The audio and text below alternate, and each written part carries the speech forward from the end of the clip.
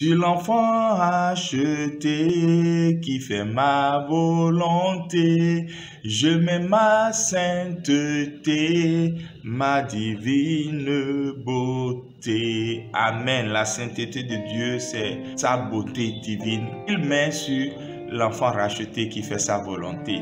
Bonjour et bienvenue dans Uppercut by Pastor J. Mettre un frein à sa bouche, troisième session.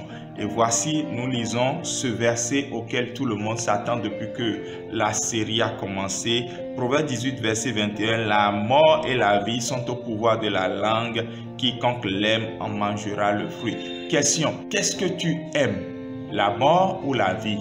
Quel est le fruit que tu manges actuellement? Le fruit de tes lèvres. Nous avons commencé par montrer justement que nos paroles sont très importantes et qu'il faut que nous arrivions à les contrôler. Même si ce n'est pas gagné d'avance, nous savons que sous la nouvelle alliance, Dieu nous appuie chaque fois que nous avons la volonté. Ce que nous devons nous-mêmes faire est là et ce que sa grâce rend possible aussi est là. Voilà pourquoi aujourd'hui nous allons voir comment on éteint le feu qu'est la langue, parce que Jacques a dit que la langue est un feu qui embrase une forêt. Comment est-ce qu'on éteint ce feu?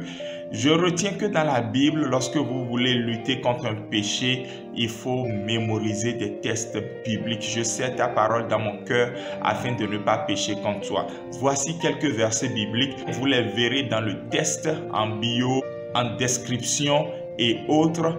De là où vous avez reçu cette vidéo ou cet audio, et vous pourrez lire chacun de ces versets et avoir un plan de mémorisation sur 10 jours afin que ces versets se lèvent chaque fois que votre cœur veut céder au découragement, à la médisance, au mensonge, aux jurons, aux propos déshonnêtes, flatteuses, trompeuses et tout cela. Proverbe 4, 24, Proverbe 13, 3, Proverbe 21, 23, Proverbe 31, 26, Ecclésiaste 5, 6, Colossiens 3, 8, 1 Pierre 3, 10, Éphésiens 5, 4, Psaume 34, 13, que 1 Pierre 3, 10 a cité, et Proverbe 18, 21. J'aimerais finir en disant ceci: penser, proclamer et posséder. Penser, proclamer et posséder. Ça, c'est la partie merveilleuse de cet enseignement, parce qu'au fond, ce que notre bouche proclame doit venir de ce que notre cœur a pensé, et c'est ça qui détermine ce que nous possédons. Comprenez ceci, qu'il faut choisir le bon moment pour parler, choisir les mots qui conviennent et parler avec amour. Dans Proverbe 31, verset 26, il est dit que la femme vertueuse ouvre sa bouche avec sagesse et elle donne des instructions aimables. Donc, il faut que ce qui sort de notre bouche soit rempli d'amour.